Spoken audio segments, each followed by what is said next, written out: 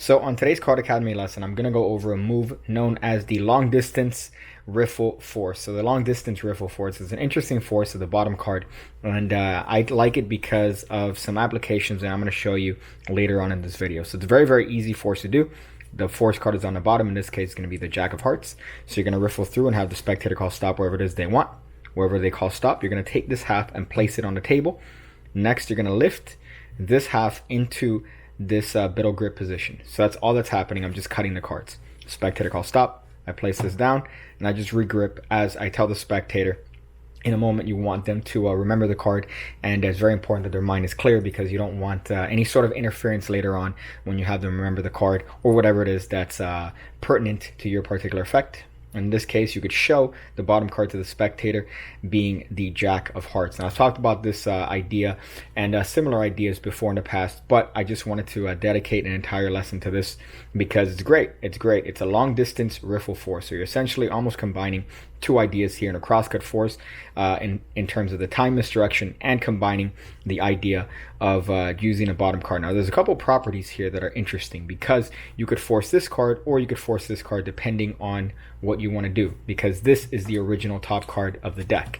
However, the interesting property here is that you're never showing the back of this card. So if we, for example, have a card from a different deck, in this case we have a red watermelon deck, which happens to be in a very hermetically sealed case here, we could just have this card on the bottom of the deck, have the spectator riffle through the deck, they call stop, you cut the deck at this point, you regrip and have this deck in the right hand. And now in showing this card and turning it into the table like this, guess what? You've essentially rung in an odd colored card. So that's perfect for dream card effects or tricks where you need to implement a different colored card or maybe a card with a message on the back. Now, an interesting idea here would be, as I mentioned, a dream card effect. So what you could do is you take a different colored card, in this case a red card, and put it in your pocket.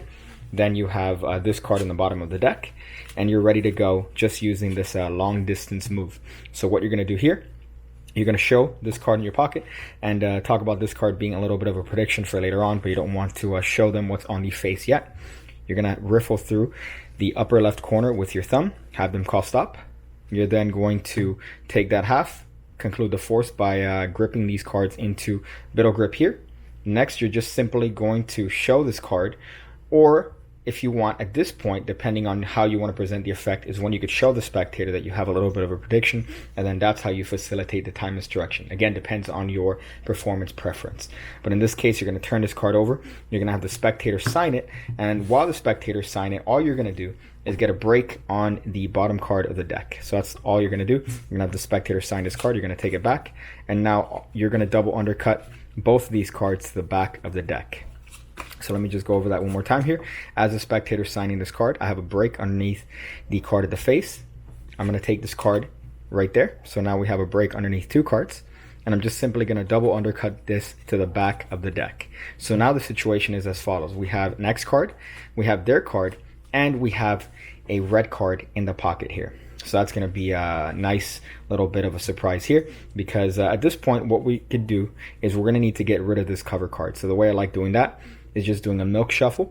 So I'm going to hold on to this with my thumb and hold on to these with my fingers and just press down, milking that card, so that now this card is over here. I'm going to be sure to cover it and make sure the spectator doesn't happen to see that color or the fact that their card happens to be there. When I'm done, I could just simply place this card on top of the deck and wrist kill towards me so the spectator doesn't see the color prematurely.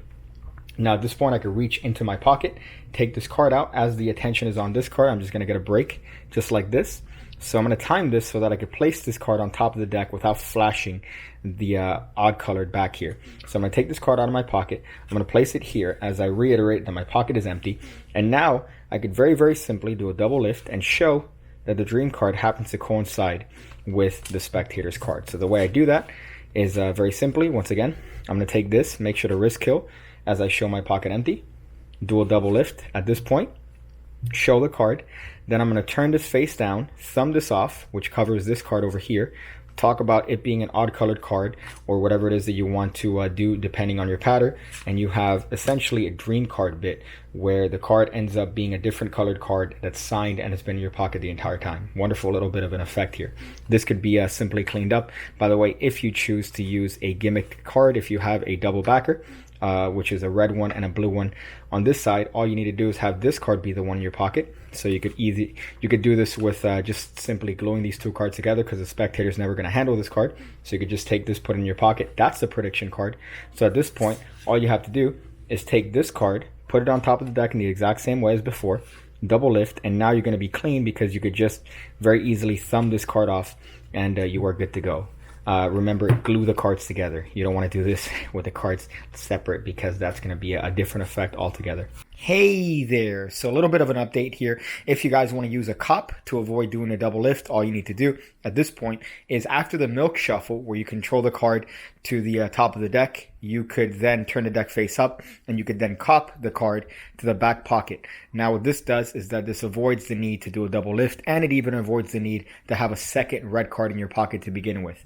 Now you do lose the ability to show that card before the trick started. However, you gain the ability to do this trick by just simply doing a cop into the back left pocket. So that's just a little bit of a thought. Thank you guys. But you have a nice little way of implementing the Riffle force in a very fair way here by hiding the back color. So this is exploiting one of the properties of the Riffle force itself. So it's an interesting idea here. So that's just a little bit of a trick and an idea here with this long distance Riffle force. It's a great idea, and again, really depends on how you want to use it, where you could force the top card or you could force the bottom card. It has its benefits, and it's definitely a strong force on its own. Thank you guys for being members of the Pigcake Card Academy, and I hope to see you on the next lesson.